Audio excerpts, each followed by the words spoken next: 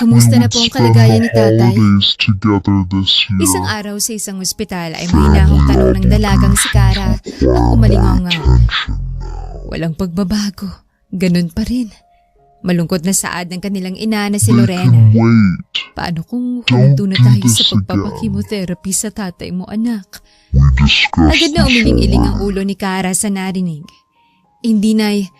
Hanggat may chance pa tayong lumaban para kay tatay, lalaban tayo. Hindi natin siya susukuan. Mariing sambit ni Kara sa kanyang ina. Roon bumagsak ang luha ni Lorena. Pero tingnan mong tatay mo. Sobrang hina na niya. Nahihirapan na siya. Ayaw mo bang magpahinga na lang siya?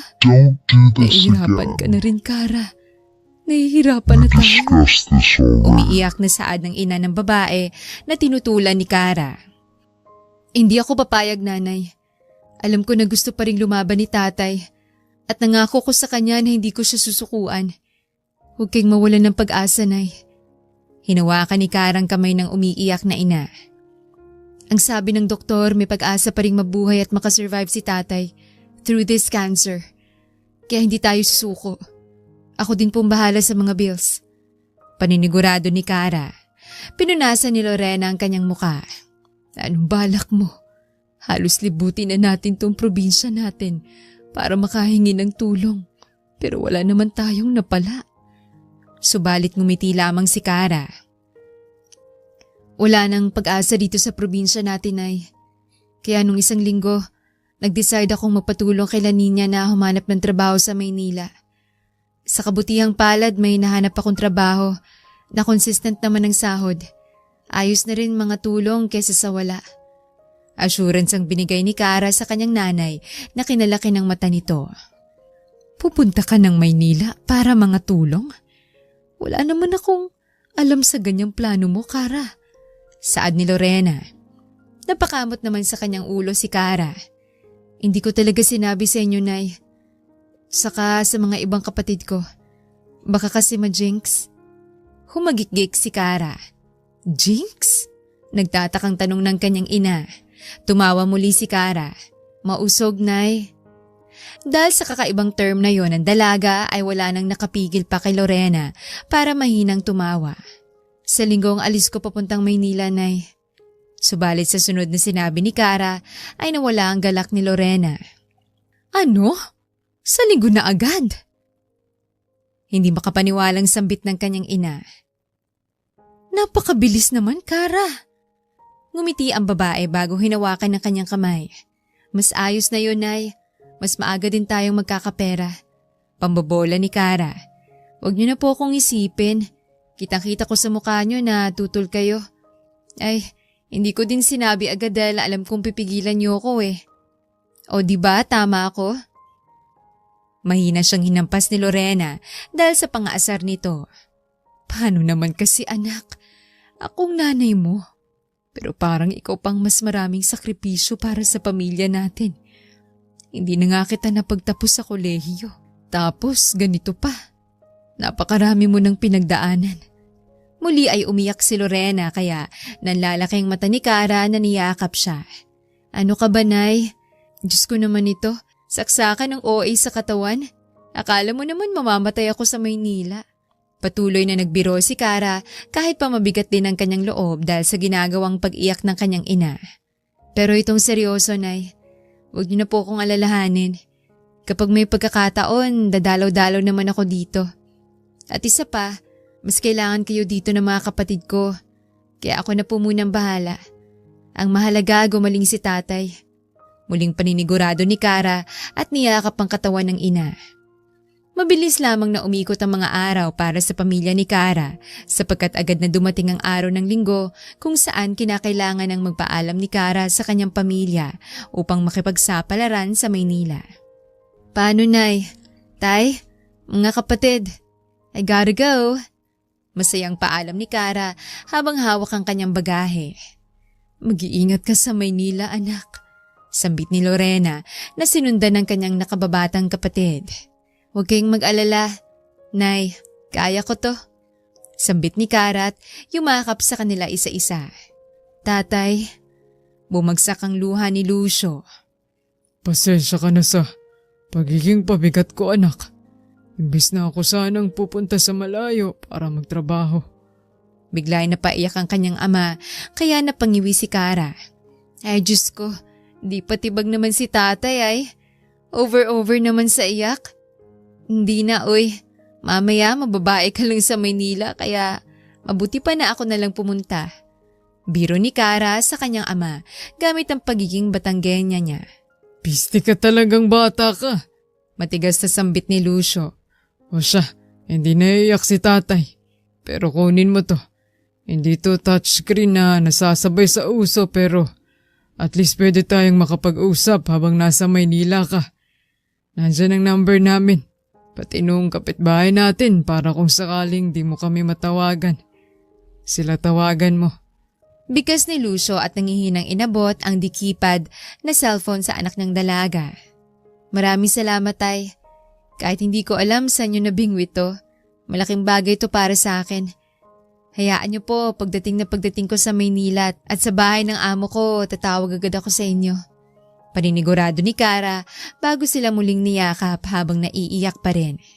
Aalis na po ako, sasampa na sa barko. Paalam, mahal ko gyud kaayo. Tumatakbong nakaway si Kara habang papalayo sa kanyang pamilya. Kumuway din ang mga ito pabalik hanggang sa tuluyan ng nakasampa ang paa niya. Wala na. Lonely na tayo. Malungkot ng bulong ni Kara sa sarili. No more family comfort. Nakakaramdam ng lungkot si Kara habang nakaupo sa isang sulok ng barko, subalit na hinto ang nararamdaman niyang yon nang mapansin niyang gumagalaw ang bag niya. Anong meron? Nagtataka niyang tanong sa sarili at agad na hinablot ang bag. Ay, pisting yawa! Gulat na sambit ni Kara matapos makita ang paborito niyang biik na nasa loob ng dala niyang bagahe. Anong ginagawa mo dyan? Pabulong na sambit ni Kara. Subalit ito lamang ang tugon ng baboy. Hindi ka pwede dito, ipapahamak mo pa ako. Pinandilatan ito ng mata ni Kara, subalit hindi na niya magagawang ibaba ang biik dahil nagsisimula ng umalis ang barko. Roon ay mas lalo siyang walang choice kundi isama ang baboy. Huwag kang maingay, Chimoy ah. Banta ni Kara na tila naiintindihan naman ng alaga niyang kasama. Tumagal ang biyaheng barko ng isang araw. Subalit nang tuluyan ang makarating sa Manila Port ay agad siyang sinalubong ng pinsan niyang si Ninya. Welcome to Manila, bestie! Agad na bati ni Ninya sa pinsan. Hello! Bati pabalik ni Kara at roon ay nagsimula na silang magkamustahan dalawa. Agad din siyang hinatid nito sa terminal ng bus at binigay sa kanyang address ng bahay na papasukan niya bilang isang katulong. Pasensya ka na talaga at hindi kita masasamahan ng matagal. Hindi rin kita magawang mapatuloy sa bahay dahil alam mo naman kung saan lang ako nakatira. Paumanhin ni niya na hindi naman kinasama ng loob ni Kara. Ayos lang yun, insan. Naiintindihan naman kita. Tsaka isa pa, kaya ko ng sarili ko dito. Sa pagtulong mo pa lang sa akin na makahanap ng papasukan sa Maynila, malaking bagay na. Paninigurado ni Kara at muling niyakap ang babae bago sila tuluyang magpaalam sa isa't isa. Roon muling nag-isa si Kara. Agad siyang nag-asikaso ng ticket para naman sa sasakyang bus. Hoy, Chimoy, huwag kang malikot. Banta ni Kara habang inaayos ang ticket sa sasakyan. Chimoy! Subalit ayaw makinig ng biik dahil agad itong umalis sa hawak ni Kara at tumakbo palabas ng highway. Chimoy! Roon hinabol siya ng dalaga subalit nanlaki ng sobra ang mga mata ni Kara nang makitang may rumaragas ang kotse ang bubunggo kay Chimoy. Chimoy ko! Sigaw ni Kara kasabay ng malakas na pagbusina ng sasakyan ng isang lalaki. Dahil sa biglaang pagsulpot ni Kara at ng biik ay nagmamadaling nilihis ni Lord ang kanyang sasakyan na tumama sa poste ng ilaw. What the actual heck? Agad na mura ni Lord matapos niyang makalabas sa umuusok niyang sasakyan. Chimoy! Subalit nang tumingin siya sa dahilan kung bakit siya nabangga ay mas lalong nagalit si Lord. Are you some kind of crazy woman? Muntik na kitang mabangga. Tapos nabangga ako sa poste. And here you are, una mo pang lalapitan yung baboy na yan. Galit na saad ni Lord habang matalim ang mata na nakatingin kay Kara. Subalit hindi siya tiningnan ng dalaga. Hey, naririnig mo ba ako? Galaiting sambit ni Lord at nagmamadaling lumapit kay Kara. Muntik mo nang mabangga ang biik ko. Matalim na sambit ni Kara bago siya tumingin kay Lord. Alam mo ba kung anong mga pinagdaanan namin para lang makapunta dito? Kung gaano kahabang pasisama namin?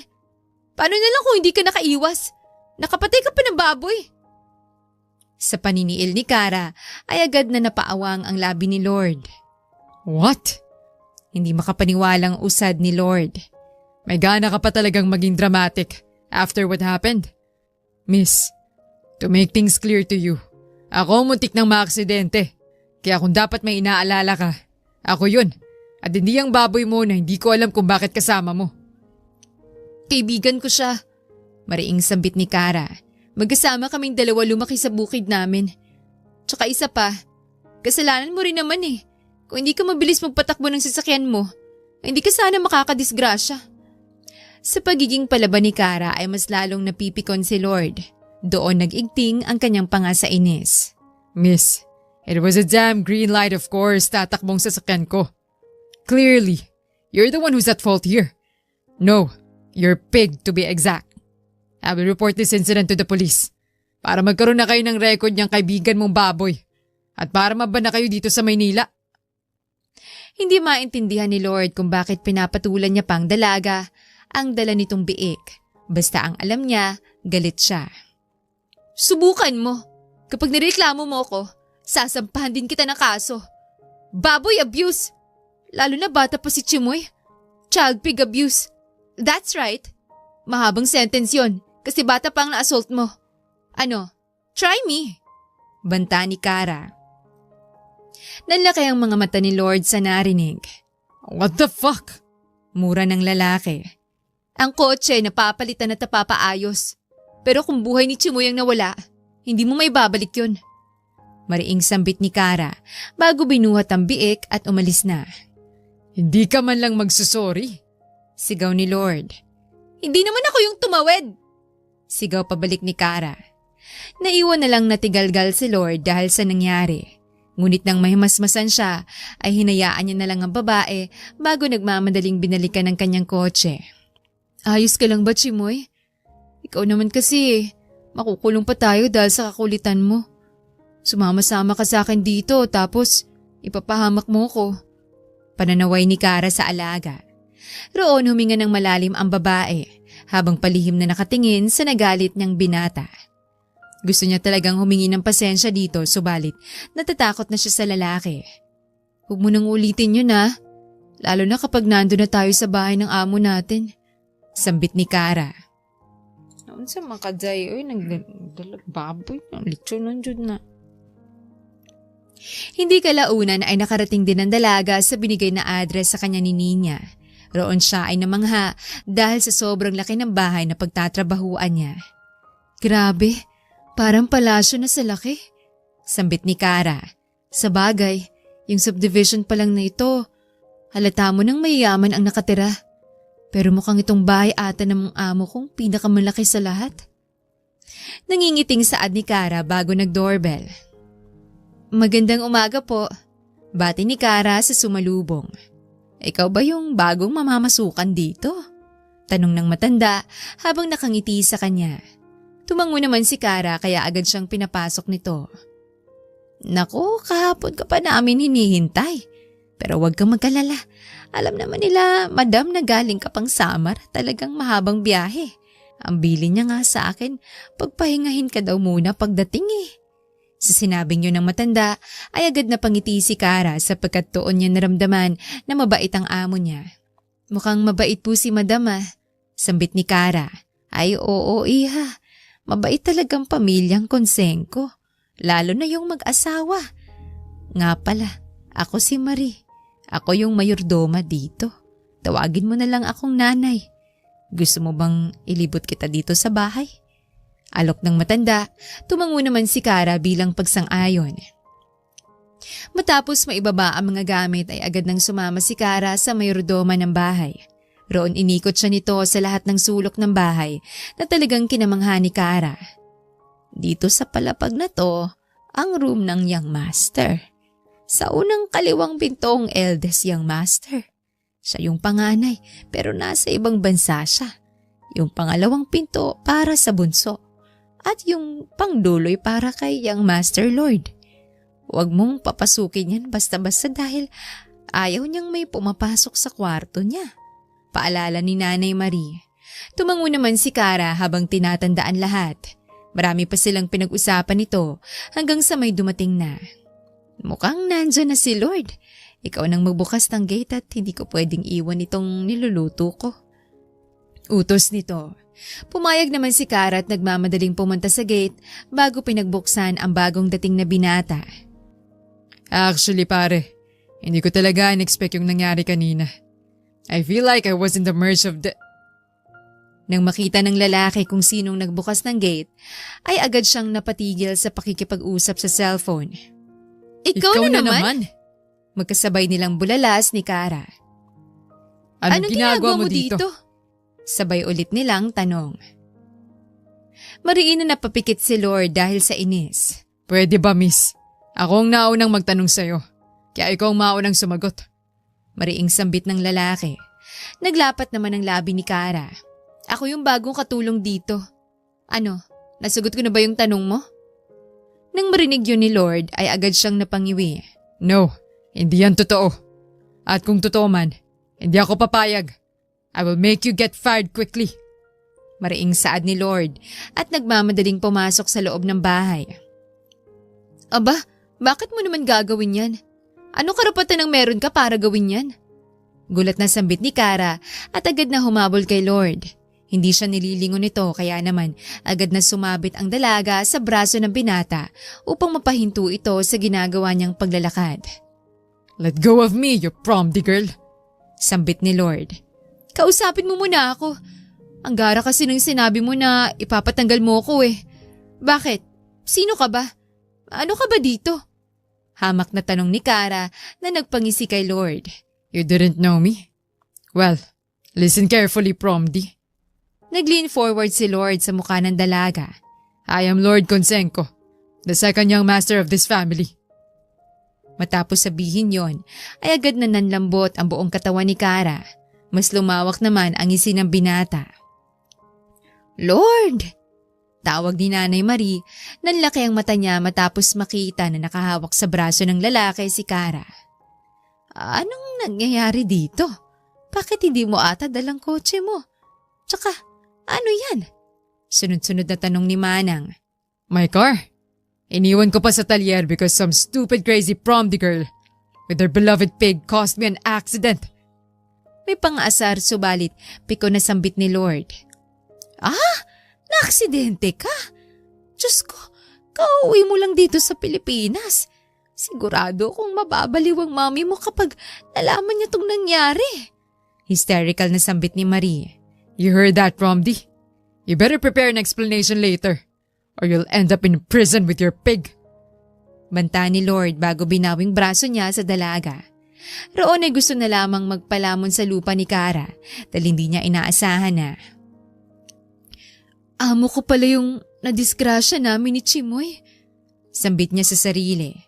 Mabilis na humantong ang gabi. Isang gabi kung saan unang beses pa lang sa trabaho ni Kara, subalit may foul na agad siya habang kaharap ang mga among kakasamahin. Lord, Kara, ano ba talagang nangyari sa daan? Mahinahong tanong ni Cindy, ang ina ni Lord. Unang nagsabi ang binata sa nangyari kaya naman bago pa magsalita si Kara ay agad nang kumilos ang dalaga at lumuhod sa harap ng mag-asawang Conseco. Ma'am, sir, mali ko po. Alam kong mali ko lahat ng nangyari kanina. Kunin niyo po ang buhay ko kung gusto niyo. O kaya parusahan niyo po ako. Pero sana labas na po si Chimoy dito. Kasalanan ko po dahil nagkulang ako sa pangaral sa kanya. Maluhaluhang sambit ni Kara na kinalaki ng mata nilang lahat dahil sa pagkagulat. Baliw talaga. Sumasakit ng ulo ni Lord sa dalaga. This is crazy. Natatawang sambit ng bunsong Conseco. Nagkatingin na naman ang mag-asawa bago tumawa. Iha, calm down. We're not going to punish you. Alam naman namin kung saan ka nanggaling at marahil naninibago ka palang sa kalakaran dito sa Maynila.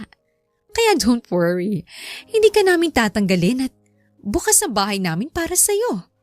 Sambit ni Cindy na sinang-ayunan ni Drake. Mom, you're supposed to fire her. Singhal ni Lord. Shut up, brat! Kailangan ni Karang tulong natin. Besides, I like her.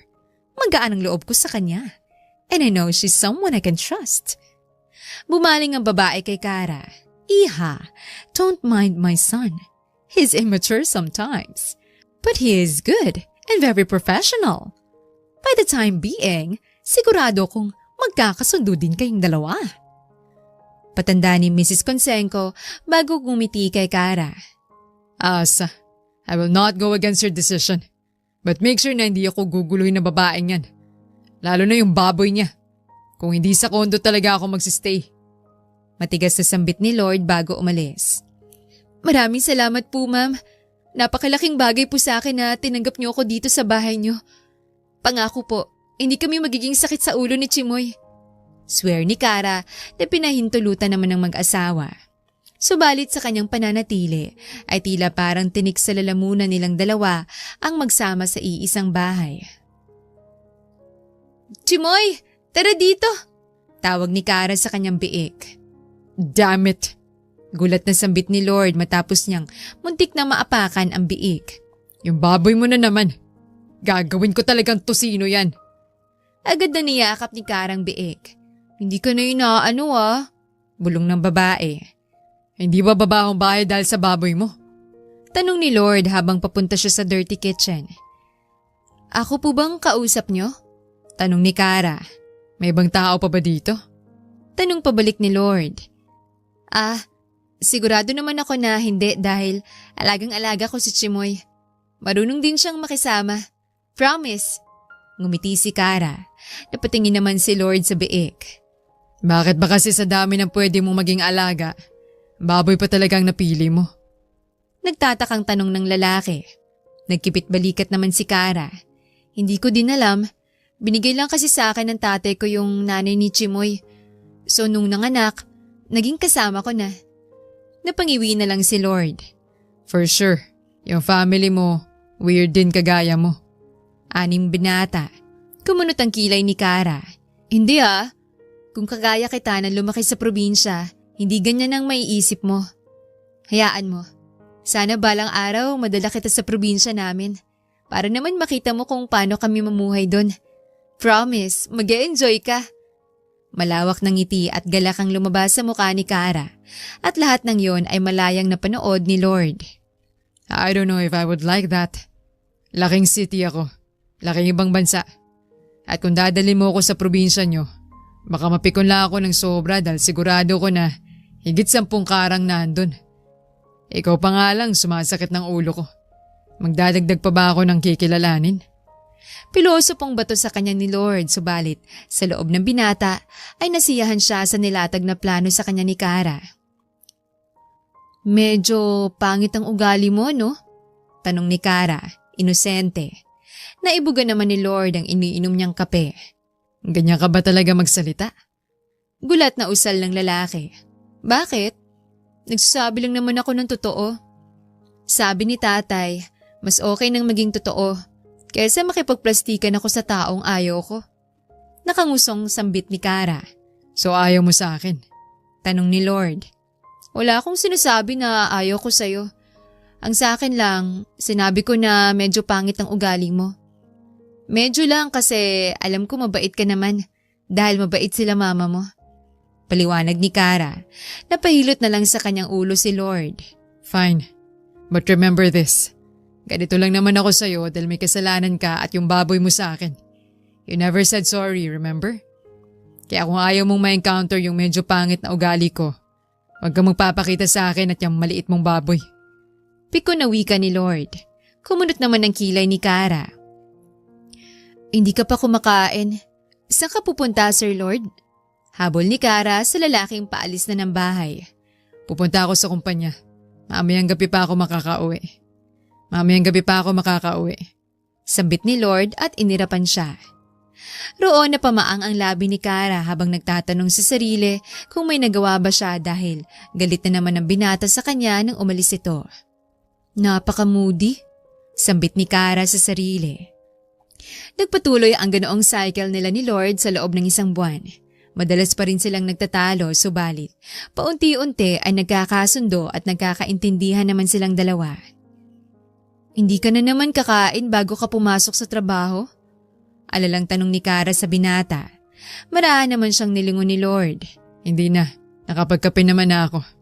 Sambit nito. Agad pumalatak si Kara. Hindi maganda na panay kape ka lang. Magkakasakit ka pa sa ginagawa mo eh. Wait lang. Nagluto ko ng maaga. Magdala ka sa kumpanya para may makain kayo. Nakangiting sambit ni Kara. Roon napatitig sa kanya si Lord. Don't bother, Kara. Simpleng sambit ni Lord, subalit hindi nakinig sa kanyang babae at nagsimula ng magtakal ng mga pagkaing pwedeng baunin ng kanyang amo. Ito na! Tada! Sa pagiging energetic ni Kara ay mahinang napatawa si Lord. Yan, kainin mo yan lahat para hindi nag-aalala sa'yo sila Ma'am Cindy. Napaka-workaholic mo. Naiiling na lang siyang tinawanan ni Lord. Thank you for this. Sambit ng binata, matagal siyang napatitig sa maamong mukha ni Kara at roon ay may naramdaman siyang kakaiba. I'll go ahead. Paalam na lamang ni Lord bago tuluyang umalis. Nilalagnat ba siya? Namumulay. Nagtatakang tanong ni Kara sa kanyang sarili. Tibali na nga. Nagpatuloy sa kanyang trabaho si Kara. Nag-message na rin siya sa kanyang pamilya upang balitaan ang mga ito.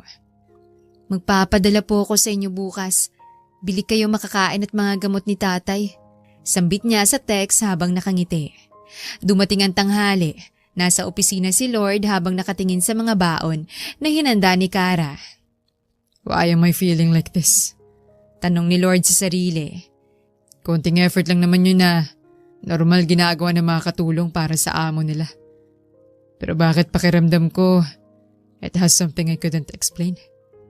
Patuloy na pagkausap ni Lord sa kanyang sarili. Ayos ka lang? Tanong ng kaibigang si Mark. Napamulagat si Lord. Yeah. Sagot ng binata. Mahinang tumawang kaibigan. Akala ko kung ano nang nangyayari sa'yo eh. Bulong ko kasi ng bulong kanina pa. Sita nito sa kaibigan. Roon na palunok si Lord. Kinuha niya ang baonan ng pagkain bago tinikman ang mga niluto ni Kara. Ibang-iba yon sa mga nakasanayan niya.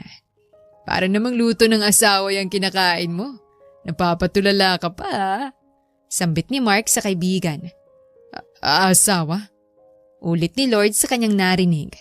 Roon may narealize si Mark. Damn! Don't tell me! Galing yan sa babae.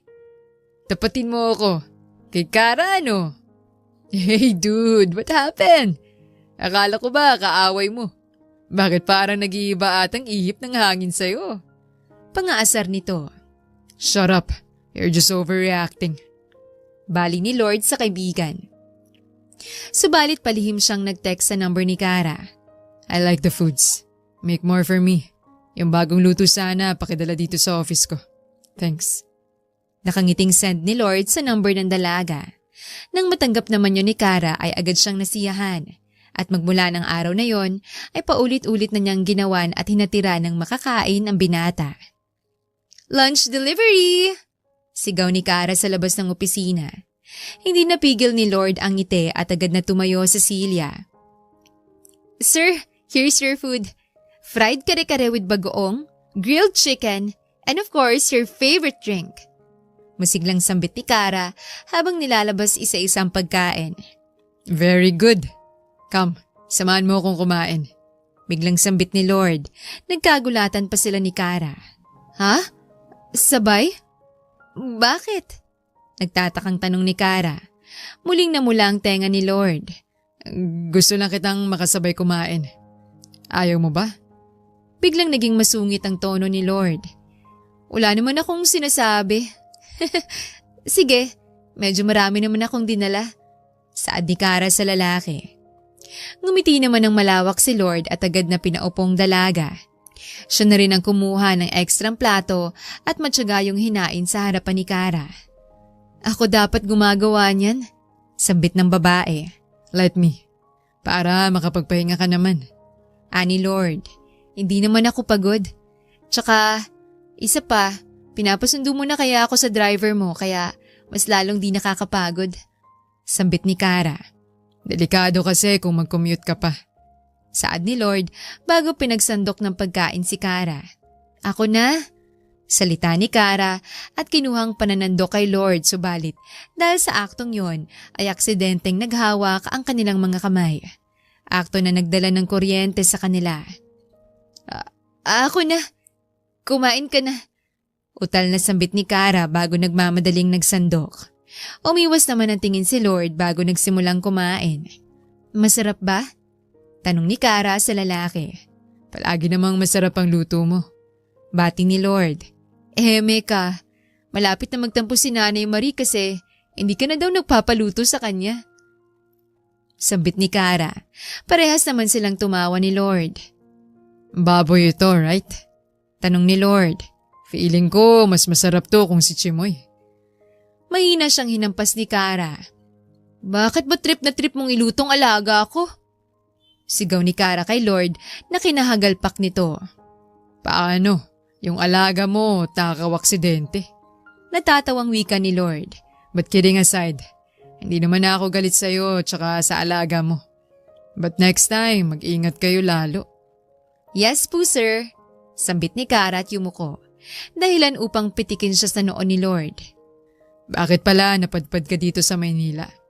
Tanong ng lalaki. Kailangan eh. Wala na kasing mahanap na trabaho sa summer. Tapos yung tatay ko may cancer. Need niya ng tuloy-tuloy na chemotherapy kaya napunta ako dito. Kwento ni Kara sa kanyang buhay. I'm sorry to hear that. Ngayon, mas naiintindihan na kita. Wika ni Lord at tinawakan ng kamay niya. Don't worry. Hanggat nandito ka sa amin, wala ka magiging problema. Because even me, I can help you financially. Ayoko nga. Mamaya maging utang pa yan. Biro ni Kara. Tumawa naman si Lord. Pero seryoso, you can count on me. You're not just a servant in my family. You're also part of us now. And if you want to visit your family, sabihan mo lang ako. Iatid kita. Sa mga alok ni Lord ay nakaramdam ng saya si Kara. Maraming salamat Lord. Naiiyak na wika niya. Pero wag mo na siguro ngayon. Sa Pasko naman ay bala kong umuwi. Iipon mo na ako pang Noche Buena namin. Sumang-ayon naman sa kanya si Lord. Ikaw, nabalitaan ko. Ikaw na raw ang namamahala ng kumpanya niyo dito? Ang galing ha? Bati ni Kara sa lalaki. Maliit naman ang ngumiti si Lord. Yeah, it's a heavy responsibility to become a CEO, but it is also an honor since every members of our family have different roles. Si Kuya, siyang namamahala sa family business namin sa Amerika. Ako dito sa Pilipinas. Our youngest, nag-aaral pa but soon, for sure, sa kanya na mapupunta ang iba. Ani Lord. Nakakamanghang buhay mayaman. Siguro wala na kayong nararamdaman na lungkot dahil nasa inyo na lahat? Konklusyon ni Kara na kinailing ni Lord. You're wrong. Sa totoo lang, hindi porke mayaman ay masaya na. Minsan kahit nasa amin ang lahat, yung luho, lahat ng pera, parang may kulang pa rin. Malungkot pa rin dahil may mga hinahanap ka pa ring bagay na bubuo sa sarili mo. Bukod doon, business are full of secrets. I've never been at peace being in your position. Kaya kulang pa talaga. But I guess and I hope na tama nga yung nararamdaman ko ngayon. Marahang wika ni Lord sa dalaga. Ano yung nararamdaman mo? Inosenteng tanong ni Kara. Nagkatitigan ang kanilang mga mata. Sana nga nahanap ko na yung bubuo sa akin. Malumanay na sambit ni Lord habang ang matay nakatutok kay Kara. Hindi naman natinag ang dalaga bago maliit na ngumiti. Ang galing pala ng buhay mo. Parang jiggly puzzle. Binubuo. Humahagik-gik na sambit ni Kara. Roon ay mahinang napatampal sa kanyang noo si Lord dahil hindi naintindihan ng babae kung anong pinaparating niya at kung anong ibig niyang sabihin. Minsan slow ka rin talaga. Yan sigurong napapala mo kakasama mo sa baboy na yun. Wala ka bang ibang kaibigan? Piko na sambit ni Lord habang kumakain. Si Chimoy naman sinisisi mo. Wala ka nang ibang nakita kundi si Chimoy. Chimoy. Napakabait ng baboy ko para maging deserving siya sa ganitong trato. Muling drama ni Kara na nagsanhi upang pitikin siya muli ni Lord. Sumasakit talaga ang ulo ko kapag kausap ka. Pagsisinungaling ni Lord sapagkat ang totoo ay masaya siyang makita at makausap araw-araw ang babae. Ako naman, masaya kasama ka. Kahit na hindi maganda yung una nating encounter, naging sobrang gaan na ng loob ko sa'yo. Kaya sana huwag kang magbabago, Lord. Sana palagi na lang ganito. Palaging masaya. Wika ni Kara. Pangako, hindi ako magbabago sa'yo. Pananda ni Lord. Subalit tila hindi sila kaya pagbigyan ng tadhana dahil habang nasa kalagitnaan sila ng pagkilala sa isa't isa ay isang trahedya ang kakasangkutan ni Lord at Kara. Masyadong traffic, gagabihin tayo masyado. Sambit ni Kara habang kausap ang nagmamanehong si Lord. Kaya nga, baka hindi tayo umabot sa opening ng program. Kara, ayos lang ba sa'yo if dumaan tayo sa ibang ruta? Tanong ni Lord. Agad namang tumango ang dalaga. Agad na lumiko si Lord, subalit ang rutang pupuntahan nila ay sadyang napakadilim at walang tao. I don't know kung bakit napili ng parents ko magtayo ng charity sa ganitong kalayong lugar. Reklamo ni Lord. Mahina namang tumawa si Kara. Marami kasing batang hindi naaabutan ng tulong sa mga probi-probinsya. Bumuntong hininga naman si Lord, subalit gumaan ang kanyang mga iniisip nang hawakan ni Kara ang kamay niya. Kalma ka lang, magkasama naman tayo. Matamis at simpleng wika ni Kara. Okay, sabi mo eh. Sambit ni Lord. Thank you so much for coming with me. Imbis na nasa bahay ka na lang now at nagpapahinga, pinili mo pang sumama sa akin. Ayos lang naman, gusto ko rin sumama sa ganito. Sa barangay namin, madalas din akong sumasama sa mga program para sa kabataan. Wika ni Kara na siya namang masayang pinakinggan lahat ni Lord. Subalit habang madilim at mahaba silang biyahe, ay bigla na lamang may sasakyan na humarang sa kabilang daan. Roon nagulat silang dalawa nang may 4 na lalaking lumabas. Konsenko! Labas! Sigaw ng isang lalaki sa kanila. Anong nangyayari, Lord? Tanong ni Kara. Mahinang napamura si Lord. Tauhan sila na mga kaaway namin sa negosyo. And I know they are here to foul play. Simpleng sambit ni Lord. Hala, anong gagawin natin? Nataranta na si Kara. Agad siyang hinarap ni Lord at hinawakan sa muka. Dito ka lang sa loob ng sasakyan. Akong lalabas at makikipag-usap sa kanila. Kahit na anong mangyari, wag kang aalis. Dahil hindi ko kakayanin kung may gagawin sila sa'yo. Naintindihan mo ba ako? Paalala ni Lord habang paulit-ulit na hinihimas ang mukha ni Kara. Ano? Ayoko. Hindi ako papayag. Hindi kita pwedeng hayaang humarap sa kanila mag-isa. Laban ni Kara. Ngunit inilingan lamang siya ni Lord. Hindi pwede. They are brutal. Pinipersonal nila ang sanay. Negosyo lang. Kaya listen to me this time. I know you're stubborn, but you have to follow my orders, not only as your boss, but because I care for you. Kaya stay here. Mariing utos ni Lord at marahang hinalikan ng noon ni Kara. Roon hindi na nakapagsalita pa ang babae matapos biglang lumabas sa sasakyan si Lord. We mean no harm. Just let us pass freely and safely, and no one will get hurt. Malamig na sambit ni Lord, subalit ang kamay niya ay nakaamba na sa dala niyang baril. Mag-isa ka na lang, Konsenko. Pero napakayabang mo pa rin. Sambit ng isang lalaki na kanang kamay ni Aberin. Sa loob ng kotse ay nakasubaybay lamang si Kara. Ilang beses na rin siyang tumawag sa emergency hotline, subalit nanlaki ang mga mata niya matapos masuntok si Lord. Lord! Sigaw ni Kara ng paulit-ulit. Masaktan si Lord ngunit palihim lamang siyang inilingan ng lalaki. Don't you dare! Wika ni Lord. Nagbabanta matapos lumingon ng mga lalaki sa loob ng kanyang sasakyan. May kasama ka? Natatawang tanong ng isa sa kanila at kinwelyuhan siya.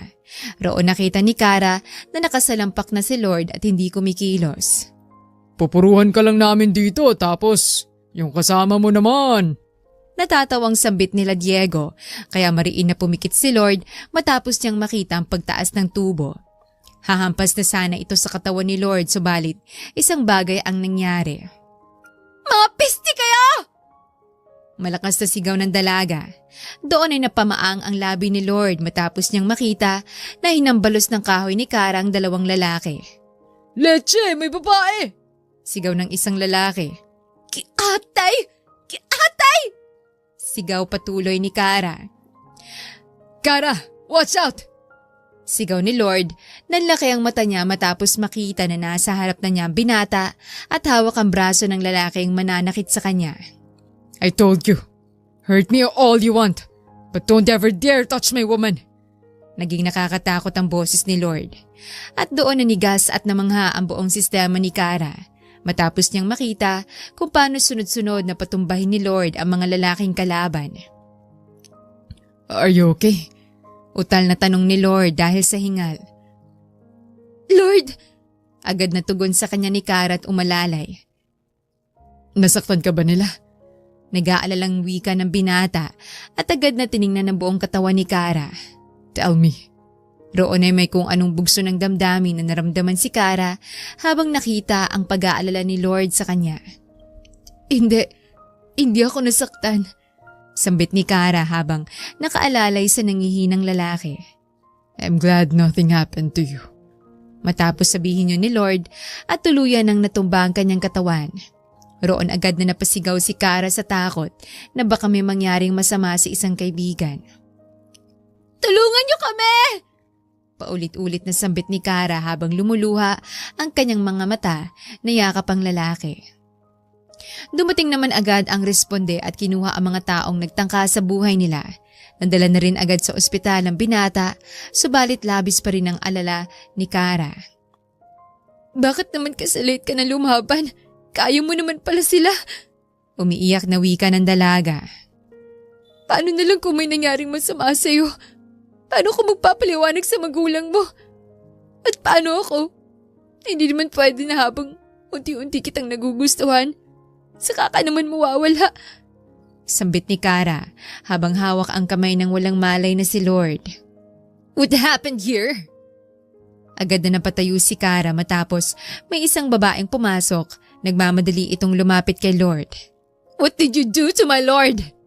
Bintang ng babae. Wala akong ginagawa sa kanya. Wika ni Kara. Liar! Alam ko na ikaw ang kasama niya. Kaya nangyari to sa kanya. Sinasabi ko na nga ba? Wala kang may dudulot na maganda kay Lord eh! Sigaw sa kanya ni Samantha. Ano bang sinasabi mo? Wala naman akong kinalaman sa nangyari. Matigas na saad sa kanya ni Kara dahilan upang agad lumapit sa kanya si Samantha at kinaladkad siya. Maybe hindi ikaw ang nanakit sa kanya. But none of this will happen kung wala ka. For sure, kayang-kaya naman sila labanan ni Lord eh. So maybe they used you against him. You became his weakness. That's why nangyari sa kanya to. Puro bintang sa kanya ng babaeng kaharap. Napiko naman si Kara. Akapal naman ang mukha mong pagbintangan ako. Si Lord nga walang sinabi. Tsaka isa pa, hindi pa siya gumigising. Wala pa siyang statement kaya wala kang karapatang magsalita ng tapos on his behalf. At saka sino ka ba? Bigla-bigla ka na lang nasulpot dito. Patol ni Kara, sanhi upang mapamaang sa kanya si Samantha. You're Kara, right? The probinsyana girl he dated to. Marami akong alam about you and Lord. And I am confident that you're no good for him. Sigaw sa kanya ni Samantha, sabay tulak sa kanya palabas sa room ni Lord. And by the way, I am Lord's girlfriend. At mula ngayon, pinagbabawalan na kitang lumapit sa boyfriend ko. Matapos sabihin yon ay agad siyang pinagsarahan ng pinto nito. Doon ay tila sinaksak ang puso ni Kara. Hindi dahil sa mga sinabi ni Samantha, ngunit dahil sa nalaman niyang may kasintahan pala si Lord. Ano ba? Bakit ka ba nasasaktan? Ikaw lang naman ang nagbibigay ng meaning sa mga ginagawang trato sa iyo ng tao na yon. Tsaka, kaaway ka niya. Bukod dun, katulong ka lang ng pamilya niya. As if naman magustuhan ka niya. Sambit ni Kara sa sarili habang nagpupunas ng luha. Isang linggo din sa ospital si Lord at mula ng araw na yon ay hindi na muling dumalaw si Kara sa lalaki. Kara, Tawag sa kanya ni Lord. Naglalakad na ito habang may mga bakas pa rin ng sugat sa muka. Come on Lord, ihatid na kita sa room mo. Subalit humarang muli sa kanila si Samantha at nilayo na si Lord. Doon napakamot ang kilay ng binata. Iwas lamang ang panay, ginagawa ni Kara, lalo na ngayong magkasama sila. Kara, ngayong gabi, ikaw munang umakyat sa kwarto ni Lord. Ikaw na munang gumamot sa sugat niya. Sambit ni Nanay Marie isang gabi habang nag-aasikaso sila. Po, pero tatanggi sana si Kara. Wala nang pero-pero. Marami kasi akong kailangan gawin dito sa baba. Kaya ikaw na munang bahala sa kanya. Ngunit pinutol siya agad ng mga utos ng mayordoma. Walang nagawa si Kara kundi umakyat sa ikatlong palapag kung saan naroon si Lord.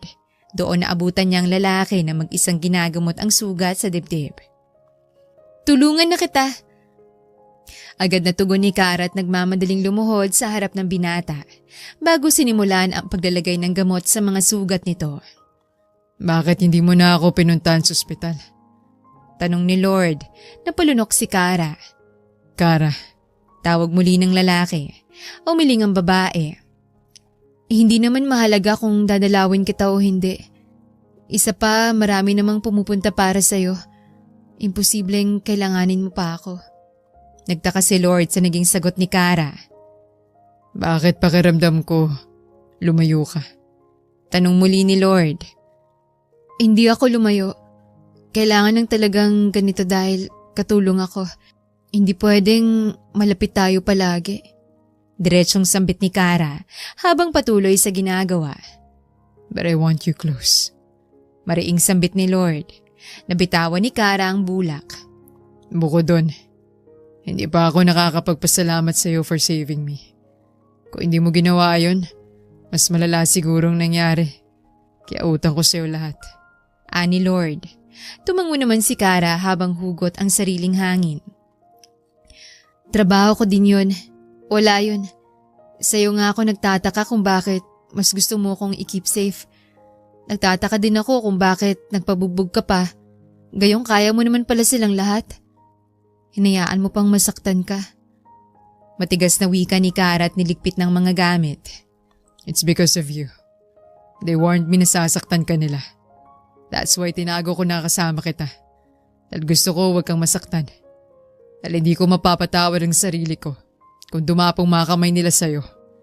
Matigas na sambit ni Lord. Doon tumaob ang nililigpit ni Kara. Tama pala si Samantha. Bulong ni Kara. What? Nagtatakang tanong ni Lord. Hindi mo naman dapat ginawa yun. Kaya kong saluhin ang mga pananakit nila. Kung sakali, huwag lang masaktan ng anak ng amo ko. Kaya sana hindi mo ginawa yun. Malamig na usal ni Kara at tatayo na sana subalit agad na hinawakan ni Lord ang kamay niya. I did that because I love you. Sinserong sambit ni Lord. Roon napasinghap si Kara. I chose to do that in order to keep you safe. Dahil kargo kita. Dahil gusto ko alagaan at protektahan ka. Dahil mahal kita, Kara. Paulit-ulit na sambit ni Lord sa kanya. Subalit isang malakas na sampal ang ginawad ni Kara. Para saan yun? Gulat na sambit ni Lord. Manahimik ka! Sigaw ni Kara. Ang lakas naman ng loob mo sabihin lahat ng yan. Na mahal at gusto mo ko. Gayong may girlfriend ka. Gayong may girlfriend ka na hindi mo alam. Alalang-alala sa'yo habang nasa ospital ka. What? Naguguluhang sambit ni Lord. Bakit? May bala ka bang gawing side chick at kabit ako? Dahil mahirap lang ako at akala mo papatulan kita kahit may girlfriend ka? Dahil thrilled ka na maka-encounter ng weirdong probinsyana na kakagat sa'yo? Naiiyak na wika ni Kara habang masamang nakatingin kay Lord. Kara, I don't understand you. Malumanay na sambit ni Lord at agad na hinilang dalaga bago siya mahigpit na niyakap upang mapakalma. Hindi ko maintindihan. May girlfriend ka! Girlfriend mo si Samantha kaya huwag mo sabihin sa akin na gusto mo ako. Huwag mo naman laruin ang damdamin ko dahil lang nararamdaman mo na may gusto ako sa'yo. Huwag mo naman ako isabit sa ganitong bagay dahil ayaw ko makasira ng relasyon. Napaiyak na si Kara dahil inakala niyang nilalaro siya ni Lord. What? Kara, no. Doon tila nalinawan na si Lord sa mga nangyayari. This is all misunderstanding. Samantha is not my girlfriend. She's not my girlfriend. Matapos marinig ang sinabi ni Lord ay unti-unting napatigil sa kanyang pagmamatigas si Kara. Ano yun? Naguguluhang sambit ni Kara. Anong hindi mo siya girlfriend? Yun ang sinabi sa akin ni Samantha kaya nga hindi na ako lumapit sa'yo para hindi ko kayo magulo. Agad na hinawakan ni Lord ang mukha ni Kara upang paulit-ulit sabihin sa kanya na hindi yon totoo. Samantha is not my girlfriend. She's just my friend. Well, dati fling. But it all ends in college. Now we're just friends at walang kahit na ano sa amin. I don't know kung bakit niya sinabi sa'yo yun. But sa akin ka maniwala. Wala akong karelasyon now. At ang tanging nakikita ko lang na makakarelasyon ko sa future ay ikaw. Dahil gusto kita. Gustong gusto na kita, Kara. Please believe me. Nakikiusap ang tinig ni Lord habang sinasabi yon. Sa akin ka lang maniwala, please. I know naman marami kang iniisip. I know hindi din maganda yung unang tagpo natin. But it's all gone after I got to know you deeply. Lahat nagbago. Lahat binago mo, Kara. At itong nararamdaman ko. Matagal ko nang nararamdaman sa'yo at paulit-ulit kong handang patunayan lahat ng mga nararamdaman ko sa'yo. Buong pasensya na sambit ni Lord bago nilubog ang mukha ng dalaga sa kanyang dibdib bago ito magaan na niyakap. Please believe how deeply I am in love with you, my prom girl. Bulong ni Lord sabay halik sa ulo ni Kara. Roon na hindi agad makapagwika ng salita si Kara sapagkat hindi niya inaakala lahat ng mga sinabi ni Lord. Gusto mo ko? Gulantang na ulit ni Kara. Mahal. Pagtatama ng lalaki sa kanya. Nanginginig na humawak si Kara sa mukha ni Lord. And how I wish na tama lahat ang narinig ko sa'yo kanina. Nakangiting sambit ni Lord sa dalaga. Anong sinabi? Kunot noong tanong ni Kara. That you like me. Patanong na wika ni Lord. Roon ay nahihiyang yumuko si Kara bago tumango. Tama ka naman sa lahat ng narinig mo. Gusto kita, sa totoo lang. Hindi dahil mayaman at gwapo ka, kundi dahil sa paraan kung paano mo ko itrato. Nung una akala ko normal lang dahil baka ganun ka lang sa lahat. Tumingin sa kanya si Kara. Pero patagal ng patagal, yung normal na yon hindi na nawala sa isip ko. At nung nakita ko kung paano mo ko ipagtanggol, doon ko mas na sigurong nararamdaman ko para sa'yo. Na gusto kita. Pero alam kong imposible dahil kung titingnan, katulong lang naman ako sa buhay mo. At maging akin kay sadyang napaka-imposible talaga. Punong-puno ng pagtatalong isip ni Kara. Kara, walang imposible. Hindi sukatan kung ano ka, kung ano ko, kung mag-ano tayo sa bahay na to. Dahil yung nararamdaman ko sa'yo, mas mataas pa yon sa kahit na anong posisyon at handa akong patunayan yun sa'yo. Malambing na saad ni Lord sa babae. Pero paano mga magulang mo? Tanong ni Kara. Wala kang dapat ikabahala sa kanila. Matagal nang alam nila mom and dad ang nararamdaman ko sa'yo. At inahayaan lang nila akong makahanap ng tiyempo magtapat sa'yo. Tanggap nila tayo, Kara. Kaya ikaw at ang pagtanggap mo na lang sa akin ang hinihintay ko. Wika ni Lord. Gulat man ay nakangiting tumango si Kara. Medyo nahihiya na tuloy akong humarap kila Ma'am Cindy. Pero kung ganun ang sitwasyon, sobra akong nagpapasalamat. Salamat sa pagtanggap. Maluhaluhang sambit ni Kara bago magaan na hinalikan ng labi ni Lord. Doon nagulat ang binata. Regalo lang, sabay silang tumawa. Ipapakilala din kita kila tatay. Sigurado kung magiging masaya sila para sa atin. Sabi ni Kara. Sumang-ayon naman si Lord. I will wait. I love you, Kara. Bulong ni Lord sa kanyang tenga at paulit-ulit yung hinalikan. Mahal din kita, Lord. Tugon ni Kara. Hanggang sa unti-unti nang magtagpo ang mga labi nilang dalawa. Mababaw na halikan lamang yon, ngunit unti-unti itong naudyok sa isang mainit na pangyayari. Kara, stop me if you don't want it, please. Nagikiusap na sambit ni Lord sapagkat nararamdaman niya na nawawala na siya sa kontrol na kanyang pag-iisip. Ngunit umiling lamang si Kara. Ayos lang sa akin. Simpleng salita lamang yon sa dalaga, subalit labis itong nagpadala ng kakaibang silakbo kay Lord. Salitang nag-udyok upang makagawa sila ng bagay at tagpong hango sa init ng pag-ibig at pagmamahalan nilang parehas. Thank you for doing this with me. Sambit ni Lord matapos habang yakap ang pawisang katawan ni Kara. Panagutan mo lahat ng nangyari, Lord. Pagod na wika ni Kara at mahinang kinurot ang lalaki. Tumawa naman si Lord habang hinalikan ng noon ng babae. Kahit hindi mo sabihin, yan ang gagawin ko para sa'yo, Kara. Alam kong imposible pero gusto na kitang pakasalan agad bukas. Gusto kong maging akin ka na talaga. Natatawang sambit ni Lord sa babaeng mahal. Inirapan lang naman siya ni Kara. Hindi ka pa nga namamanhikan? Bulong ng babae. Pwede ko namang gawin yun. Pumunta tayo agad sa Samar para bukas pumayag na silang maikasal tayo. Sa sinabing yun ni Lord ay agad siyang kinagat ni Kara. Biro lang, pero sana mangyari. Dahil kahit gaano pa man kahabang panahon, ikaw lang gusto kong pakasalan. Malambing na salita ulit ni Lord bago siya niyakap. Maraming salamat, Lord. Pangako, hindi ako mawawala sa tabi mo.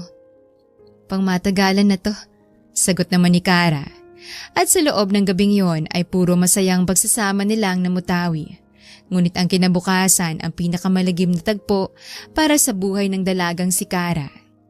Hello, Nanay? Bakit po kayo napatawag?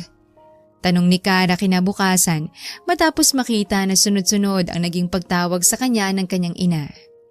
Anak, pwede bang umuwi ka muna dito? Sa tindi ng pag-iyak ng kanyang ina ay may hindi na agad magandang kutob si Kara. Ano pong meron? Tanong ng dalaga. Nag-aalala naman siyang tiningnan ni Lord. Ang tatay mo, pumanaw na. Sa balitang yon ay agad na nabitawan ni Kara ang kanyang cellphone. Mabilis ding nanghina ang kanyang binte, kaya nagmamadaling tumakbo si Lord at sinalo ang babae. Iha, anong nangyari? Alalang tanong ni Cindy. Ngunit ang sunod-sunod na pagpatak lamang ng luha ni Kara ang sumagot sa kanila. Baby, what happened? Sabihin mo sa akin. Alos sa kanya ni Lord bago siya hinawakan sa muka. Pwede po ba akong umuwi ngayon? Yun lamang ang nasabi ni Kara, kaya ang mga konsengko ay agad na nagkatinginan dahil sa gulat at pagtataka. Bakit naman biglaan, Iha? May nangyari ba? Puno ng pag-aalala ang tinig ni Cindy habang nakaluhod sa harap. Si tatay po, wala na. Matapos sabihin yon ay tuluyan ng napahagulgol si Kara. Napatakip naman sa kanilang bibig ang mag-asawa at agad na nakiramay sa nagluluksang dalaga. I'm sorry to hear that, Iha. Nakikiramay kami sa inyo. And yes, of course, pwede kang umuwi. If you don't mind, hayaan mong ipahatid ka namin kay Lord para mas ligtas. Alok ni Cindy, subalit agad na umiling-iling si Kara. Hindi na po, kaya ko na po, ma'am. Sambit ni Kara. No, Kara. Hindi ako papayag na aalis ka mag-isa. Mariing tutol ni Lord sa desisyon ng dalaga. Tigalgal siyang tiningnan ni Kara. Marami kang trabaho. May problema din ang negosyo niyo dahil sa banta ng mga aberin. Kaya mas magandang manatili ka dito. Kailangan ka nila, tita. Kailangan ka ng kumpanya at kaya kong sarili ko kaya pakiusap. Unahin mo munang sarili at pamilya mo, Lord. Ayos lang ako. Yun ang sambit ni Kara, subalit ang luha niya ay patuloy sa pagbagsak. She has a point, Lord. Sambit ni Drake habang nakatingin sa nag-aalalang anak. Baby. Pangungulit pa rin ni Lord. Lord, pakiusap. Pamimilit din ni Kara. Marahas na napahinga si Lord. Fine. But hindi ka aalis mag-isa. Ipapadala ko sa'yo si Manong Ben. Iatid ka niya at hanggang sa pag-uwi mo sa akin, makakasama mo siya. Ito lang ang tanging paraan para makasiguro ko na ligtas at maayos ka makakabalik sa probinsya nyo, Kara. Kaya sana hayaan mo na ako. Yun ang tanging pakiusap ni Lord sa kanya. Hindi naman na tumutol si Kara at pumayag na rin. Doon ay nagmamadali siyang nagdala ng gamit at umalis. Naging sobrang bilis lang ng biyahe, subalit ang pagdating ni Kara sa kanilang tahanan ay sadyang napakabigat para sa kanya. Tatay! Yun lamang ang paulit-ulit na sambit ni Kara. Ikaw ang hinanap niya hanggang sa huli. Umiiyak na saad ni Lorena, dahilan upang mapuno ng pagsisisi si Kara. Patawarin mo ko, Tay! Kung hindi ako nakaabot. Sambit ni Kara sa labi ng ama bago napahagulgol. Ang burol ay naging mabilis lamang. Humantong din agad sa libing malipas ang 5 araw. Ngunit kahit natapos na ang libing at umusad na ang ilang linggo, ay hindi pa rin bumabalik sa kanyang sarili si Kara. Kara, kumain ka na anak. Pakiusap ni Lorena. Ate, tawag ng mga kapatid ni Kara.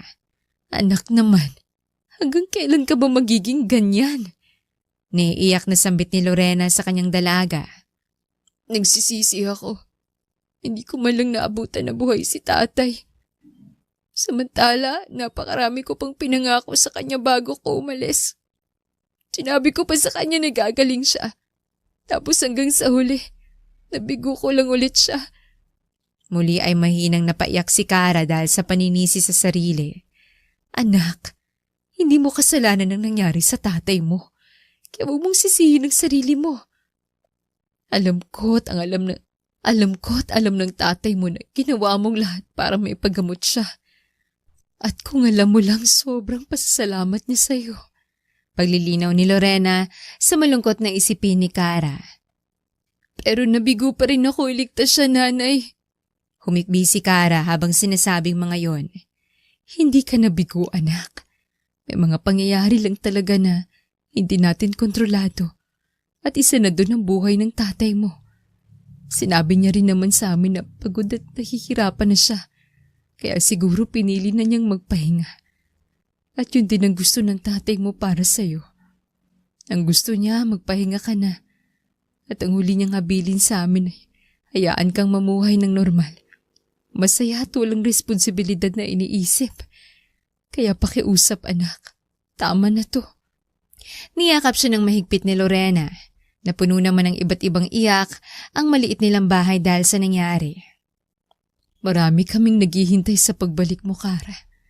Ako, ang mga kapatid mo. Si Lord, kaya kalimutan mo ng mga nangyari. Maging masaya na lang tayo para sa tatay mo. Matapos marinig yon sa kanyang ina ay tila unti-unting natauhan ang natutulog na sistema ni Kara. Si Lord, sambit ni Kara sa kanyang sarili. Nandito ako. Lahat ay napatingin matapos magsalita ng lalaki. Roon muling namuo ang luha ni Kara. Sumunod ka? Saad ni Kara sa kasintahan. Dahil nabalitaan kong nangyayari sa'yo dito. Hinaplos ni Lord ang mukha ni Kara. Wala kang kasalanan, mahal ko. Alam naming lahat dito na ginawa mong lahat ng makakaya mo. And I know your father is very proud of you. Because he had a daughter who's a fighter, dedicated and very family-oriented. So fool yourself, please. Come back to us. Nakikiusap na sambit ni Lord bago mahigpit na niyakap ang kasintahan. I'm sorry. Yun lamang ang paulit-ulit na sinasabi ni Kara kay Lord at sa buo niyang pamilya na nauunawaan naman nilang lahat. We will move forward. Pangako ni Lord. Subalit lahat sila ay napaatras nang biglang tumayo si Kara at nagmamadaling tumakbo papunta sa lababo at sumuka. Kara, okay ka lang ba? May sakit ka ba? Alalang tanong ni Lorena habang hawak ang anak. Wala, sambit ni Kara at muling sumuka ngunit wala naman siyang nailalabas na kahit ano. Huwag po kayong mag-alala, baka dahil lang to sa wala akong maayos na kain, assured ni Kara sa buo niyang pamilya. Subalit sa ilang araw pa nilang pananatili doon ay paulit-ulit na pansin sa kanya ang patuloy na pagduduwal sa umaga. Akin na nga yung mangga sa kayong bagoong. Bilis! Utos ni Kara sa bunso niyang kapatid. Pahikuha nga din yung suka sa ref, Jiggy. Sige na, naglalaway talaga ako dun eh. Nagtataka man ay sumunod ito sa kanya. Sarap na sarap pa itong kumain kaya naman napatanong na ang ina. Buntis ka ba, Kara? Seryosong tanong nito. Doon nagkatinginan si Kara at Lord. Marami na rin akong napapansin. Sambit ni Lord, yung pagsusuka mo, yung mga kakaibang kinakain mo, yung panay pagtulog mo. And then I remember, it's more than 1 month after what happened between us. Lord, tawag ni Kara. Magpapacheck up tayo. Sambit ng lalaki. Kaya bilang paninigurado ay agad silang nagpa-check up at doon tumambad ang balita na buntis nga si Kara. You're really pregnant. Maluhaluhang balita ni Lord. Nakamaang naman ang bibig ni Kara at ang kanyang pamilya ay gulat man subalit napapalakpak. Hindi ko inaasahan to, bulong ni Kara. Kaya na ba natin, Lord? Kaya na ba nating bumuo ng pamilya? Ano na lang sasabihin natin? Bago pa lang tayong nagsasama. Hush, don't mind that. Of course, kaya natin. Paninigurado sa kanya ni Lord. Anak naman, matapang ka. Alam kong kaya mong maging isang ina sa anak mo. Puno ng tiwalang wika ni Lorena. Pero unplanned pa po lahat ng to. Natatakot na sambit ni Kara, ngunit isang mainit na kamay ang humawak sa kanya. Baby, I know you're scared now. Alam ko nag-aalala ka rin sa magiging future ng magiging anak natin. At alam ko na sobrang nababahala ka dahil wala pa naman ito sa plano. Pero hindi na tayo pwedeng mag-back out now. This baby, it's a blessing. It's a blessing for us. Masayang sambit ni Lord habang nakikipag-usap sa kanyang kasintahan. Natatakot ako, Lord. Wala pa naman akong experience sa mga ganitong bagay. Paano na lang kung magkaroon ng problema? Paano na lang kung mapahamak ako dahil sa pagbubuntis ko? Napanood ko may mga namamatay sa panganganak. Paano kung maging isa ako doon? Hindi pwede yun. Akong bumubuhay sa pamilya. Kara, shh, calm down. Walang masamang mangyayari sa'yo at sa magiging anak natin. Magiging maingat tayo parehas. Aalagaan kita. Kung kailangan, araw-araw at oras-oras nasa tabi mo ko. Gagawin ko para lang masiguro na okay kayo ng anak natin. Wala kang dapat ikatakot. Talanggat kasama mo ko. Walang masamang mangyayari sa'yo o sa inyo. Ang mga salita ni Lord ang nagpakalma kay Kara. Tama si Lord, anak. Hanggat nagtutulungan kayong dalawa, walang masamang mangyayari. At saka isipin mo, what if itong regalo sa'yo ng tatay mo? Naalala mo noon? Palagi niyang sinasabi sa'yo na ang isa sa mga pangarap niya para sa'yo ay makabuo ka ng sarili mong pamilya. Ito na yun, anak. Nasa tamang edad ka na din naman. Ang bawat salita ng ina niyang si Lorena ay tila isang haplos sa puso ni Kara. At bukod doon, iha, makakasama mo naman kami. Para na kitang anak. At lalo ngayon na magkakaapo na kami sa inyo ni Lord, mas lalo ka naming aalagaan. We will provide you safe care and security. Just don't doubt this pregnancy because your child is a blessing for all of us. Ang pamilya naman ni Lord ang nagsalita, kaya muling napatingin si Kara sa kanyang kasintahan bago ito maliit na tinanguan. Tulong-tulong at sama-sama na kaming nakikiusap sa iyo dito, mahal. Lahat kami nagtitiwala na kaya mo. Lahat kami naniniwala na ito man ang unang beses pero alam namin na magiging mabuting ina ka sa anak natin. Tumawa si Lord. Kung kahit simoy nga, naging mabuti ka. Sa baby pa kaya natin? Sa sinabi niyo ni Lord ay napuno ng tawanan ang maliit na hospital room na kinuha nila. Walang dapat pagdudahan, Kara. Mahal kita at hanggang nagmamahalan tayo, sigurado ko na mapupuno din natin ang pagmamahal ng anak nating dalawa. Tuloy-tuloy lamang ang panlalambing at pananalita ni Lord. Si Kara naman ay magaan na napahawak sa kanyang tiyan habang ang kanyang labi ay unti-unting umunat sa isang malawak at sinserong pagkakangiti. Magkakaanak na ako. Maraming salamat sa inyong lahat. Lalong-lalo na sa iyo, Lord. Kung wala ka siguro, hindi ko kakayanin ang lahat ng mga nangyari sa akin. Salamat dahil nakilala kita. At ngayon hindi man natin ine-expect parehas. Magkakaroon na agad tayo ng pamilya. Sambit ni Kara sa lalaki. Yumuko naman sa harap niya si Lord. I'm sorry din, Kara, mahal. Sa sinabing yun ni Lord, ay agad na kumunot ang kilay ni Kara. Saan ka humihingi ng pasensya? Nagtatakang tanong ni Kara habang nakatingin sa lalaking kasama. Dahil nauna pang mangyaring lahat ng to bago kita pakasalan. Wika ni Lord. I know how conservative you are. Alam ko kung gaano mo pinapangalagaan ang sarili mo kaya humingi ako ng pasensya kung nakabuo tayo ng hindi muna kita naiharap sa altar. Pero pinapangako ko sa iyo, Kara, hindi ka manganganak nang hindi tayo kasal. Tila paiyak na si Lord sa kanyang mga sinabi. Ano bang pinagsasabi mo dyan? Mariing sambit ni Kara habang pinandilatan ng mata si Lord. Magpapakasal na tayo. Papakasalan na kita. Hindi pwedeng lumabas ang anak natin na hindi pa kayo konsengko. Namumula ang mga mata ni Lord. Roon ay agad na napabangon sa hospital bed si Kara matapos na lamang biglang lumuhod ni Lord sa kanyang harapan habang ang kamay ay may hawak na singsing. Saan mo naman nakuha yan? Pasigaw na tanong ni Kara. You already had that ring bago pa man kayo magka-label. Palagi niya kasing sinasabi sa amin ng mami niya na pagkakasalan ka na agad niya. And I guess itong chance na to yung nahanap niya para mag-propose sa'yo. Natatawang sambit ni Drake habang nakaturo sa anak. Shut up, Dad. Saway ni Lord. But he's correct. Bago pa man talaga ako magtapat ng nararamdaman ko sa'yo, namili na agad ako ng singsing. Because I want our relationship to last till beyond. To end up being married. Ganun ko nakikita ang future ko with you, Kara. Sa sinasabing yun ni Lord ay bakas na bakas ni Kara ang pagiging seryoso at sincero ng binata. Hindi mahalaga sa akin ang haba ng panahon.